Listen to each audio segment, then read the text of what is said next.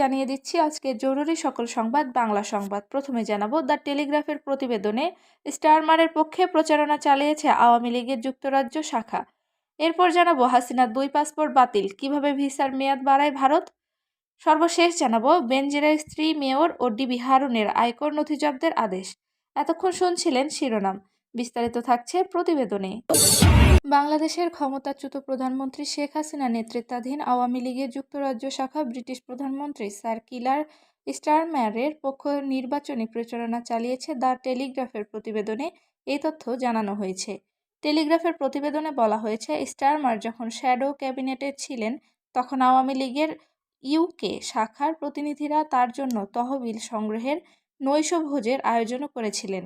শেখ হাসিনা যুক্তরাজ্যের ক্ষমতাসীন লেবার পার্টির আর্থিক সেবা বিষয়ক প্রতিমন্ত্রী টিউলিপ সিদ্দিকের খালা এবং বর্তমানে তিনি ভারতে আছেন। লন্ডনে বিনামূল্যে ফ্ল্যাট ও বাংলাদেশের রূপপুর পারমাণবিক বিদ্যুৎ প্রকল্পে দুর্নীতির অভিযোগে টিউলিপ সিদ্দিকী বর্তমানে ব্যাপক চাপের মধ্যে আছেন। এমন পরিস্থিতির মধ্যে এবার যুক্তরাজ্যের প্রধানমন্ত্রী স্টারমারকে নিয়ে এমন চাঞ্চল্যকর খবর এলো। প্রতিবেদনে বলা হয়েছে, আওয়ামী লীগের যুক্তরাজ্য শাখা দেশটিতে এখনও সক্রিয় আছে এবং পূর্বে টিউলিপ সিদ্দিকের পক্ষেও প্রচারণা চালিয়েছে। টেলিগ্রাফ বলছে, 2019 সালের আওয়ামী লীগের যুক্তরাজ্য শাখার কর্মী আব্দুল আহাদ চৌধুরী স্টারমারের পক্ষ থেকে তার হলবর্ন এবং সেন্ট পানক্রাস নির্বাচনী এলাকায় প্রচারণা চালিয়েছে। আওয়ামী লীগের যুক্তরাজ্য শাখার কর্মীরা স্টারমারের পক্ষে লেবার পার্টির লিফলেট বিতরণ করেছে ও সেই সঙ্গে প্লেকার্ড নিয়ে স্টারমারের পক্ষে প্রচারণা চালিয়েছে। তারা ধারাবাহিকভাবে টিউলিপের পক্ষেও প্রচারণা চালিয়েছে। আওয়ামী লীগের যুক্তরাজ্য শাখা সিনিয়র কর্মকর্তা শাহ শামীম আহমেদ এবং সৈয়দ সাজিদুর রহমান ফারুক একই সময় টিউলিপের পক্ষে প্রচারণা চালিয়েছে বলে টেলিগ্রাফে বলা হয়েছে। এছাড়া স্টারমার আব্দুল আহাদ চৌধুরীর সঙ্গে বিভিন্ন অনুষ্ঠানে দেখা করেছে। এর মধ্যে 2016 সালের একটি অনুষ্ঠানে যোগ দিয়েছিলেন স্টারমার। আওয়ামী লীগের কর্মীরা এই অনুষ্ঠানকে স্টারমারের জন্য অর্থ সংগ্রহের নৈশভোজ হিসেবে উল্লেখ করেছেন। গত বছরের জুলাইতে যুক্তরাজ্যের নির্বাচনের দিন একটি ছবি পোস্ট করেন আব্দুল আহাদ। সেখানে স্টারমারের সঙ্গে তাকে কর্মমর্দন করতে দেখা গেছে। তবে কবে এই ছবি তোলা হয়েছে তা নিয়ে কিছু জানা যায়নি। এছাড়া 2019 সালে সাধারণ নির্বাচনী প্রচারণার সময় স্টারমারের সঙ্গে আব্দুল শহীদ শেখের একটি ছবি দেখা যায়। আব্দুল শহীদ শেখ নিজেকে আওয়ামী লীগের জনসংযোগ কর্মকর্তা হিসেবে পরিচয় দিতেন। তিনি লেবার পার্টি সেম টেরির জন্য প্রচারণা চালিয়েছেন বলে টেলিগ্রাফের প্রতিবেদনে বলা আছে। আওয়ামী লীগের এই কর্মী অ্যাঞ্জেলা রেনারের সঙ্গেও দেখা করেছেন। তিনি এখন যুক্তরাজ্যের ডেপুটি প্রধানমন্ত্রী। বিএনপির সিনিয়র যুগ্ম মহাসচিব অ্যাডভোকেট রুহুল কবির রিজভী বলেছেন, শেখ হাসিনার 2টি পাসপোর্ট বাতিল হয়ে গেছে। তাহলে কোন পাসপোর্টের ভিত্তিতে শেখ হাসিনার ভিসার মেয়াদ বাড়ালো ভারত? অন্তর্বর্তীকালীন সরকার বিচারের জন্য শেখ হাসিনাকে ভারত থেকে দেশে পাঠানোর আবেদন করলেও ভারত সরকার তাকে না পাঠিয়ে উল্টো ভিসার মেয়াদ বাড়িয়ে তাকে পুরস্কৃত করেছে। বৃহস্পতিবার দোহার উপজেলার জয়পাড়া বিশ্ববিদ্যালয় কলেজের নবীনবরণ অনুষ্ঠানে প্রধান অতিথির বক্তব্যে তিনি কথা বলেন। রুহুল কবির রিজভী বলেন, শেখ হাসিনা দেশে লাশের রাজনীতি কায়েম করেছিলেন। তার আমলে পুকুরে, জঙ্গলে, বনে, বাদারে লাশ পড়ে থাকত। শেখ হাসিনার ভয়ে ছিলেন পাড়া মহল্লার সন্তান। তার ছাত্রলীগের গুন্ডাদের ভয়ে কোনো স্কুল কলেজের ছাত্রদের কেউ রাজনীতি করতে পারে নাই। বিএনপির সিনিয়র যুগ্ম মহাসচিব বলেন, শেখ হাসিনা দেশকে ভয় ও আতঙ্কের নগরীতে তৈরি করেছিলেন। বিগত 17 বছর বিএনপি ও এর অঙ্গ সংগঠনের নেতাকর্মীরা পরিবারের সঙ্গে নিশ্চিন্তে বসবাস করতে পারেনি। নেতাকর্মীরা সব সময় আতঙ্কে থাকতেন, কখন আবার স্বৈরাচার শেখ হাসিনার পালিত পুলিশ বাহিনী তাদের গ্রেপ্তার করবে এবং মামলা দিবে। অ্যাডভোকেট রিজভী বলেন, শেখ হাসিনা এদেশের মানুষকে নির্বিঘ্নে শান্তিতে থাকতে দেয়নি। তিনি জনগণের ক্ষমতা কেড়ে নিয়ে আজীবন দেশের সামগ্রী মহারানী হয়ে থাকতে চেয়েছিলেন। আর এর জন্য তিনি তার মনের মতো করে পুলিশ, র্যাব ও আইনশৃঙ্খলা বাহিনীকে সাজিয়েছিলেন।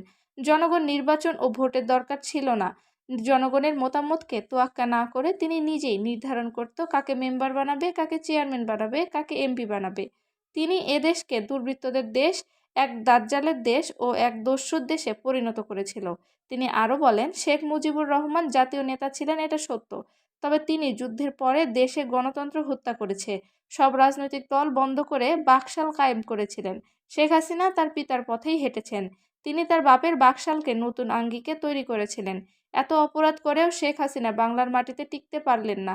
ছাত্র জনতা আন্দোলনে শেখ হাসিনা পালিয়ে যেতে বাধ্য হয়েছেন। এ সময় তিনি শেখ হাসিনার ভাগ্নি টিউলিপ সিদ্দিকেরও কঠোর সমালোচনা করেন। পুলিশের সাবেক আইজি বেনজির আহমেদের স্ত্রী জিসান মির্জা এবং তার ছোট মেয়ে তাহসিন রাইসা বিনতে বেনজিরের আয়কর নথি জব্দের আদেশ দিয়েছেন আদালত। গত বুধবার ঢাকা মহানগর দায়রা জজ মোহাম্মদ জাকির হোসেন গালিবের আদালত দুদকের পৃথক 2 প্রতিবেদনে প্রেক্ষিতে এই আদেশ দেন।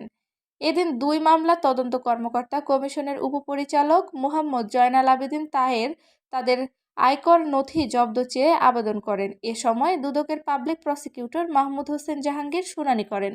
পরে শুনানি শেষে আদালত তাদের আয়কর নথি জব্দের আদেশ দেন।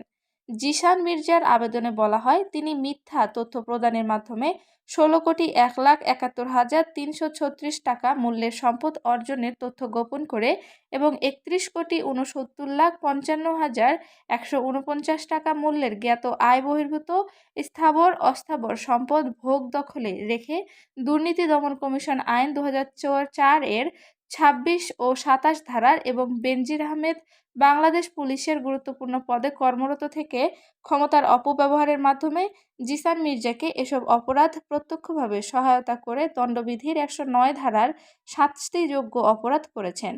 তাহসিন রাইসার আবেদনে বলা হয়, তাহসিন রাইসা 5,49,55,085 টাকা মূল্যের জ্ঞাত আয়ের বহির্ভূত স্থাবর অস্থাবর সম্পদ ভোগ দখলে রেখে দুর্নীতি দমন কমিশন আইন 2004 এর 27 ধারার এবং বেনজির আহমেদ বাংলাদেশ পুলিশ ও র্যাবের গুরুত্বপূর্ণ পদে কর্মরত থেকে ক্ষমতার অপব্যবহারের মাধ্যমে তাহসিন রাইসাকে অপরাধে প্রত্যক্ষ সহায়তা করে দণ্ডবিধির 109 ধারার শাস্তিযোগ্য অপরাধ করেছেন।